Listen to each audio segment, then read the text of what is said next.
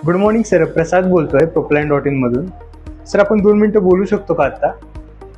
Yes sir, तर phone यासाठी केला होता. आपला 19 ग्रँड वेस्ट सोसायटीमध्ये 2 BHK फ्लॅट आहे ना सेलसाठी अवेलेबल?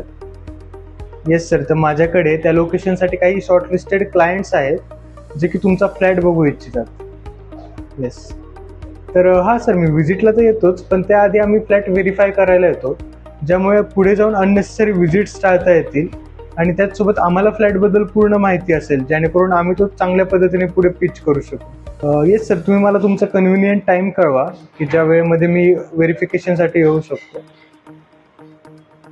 ओके सर, चालेल, भेटू उद्या. Yes, thank you.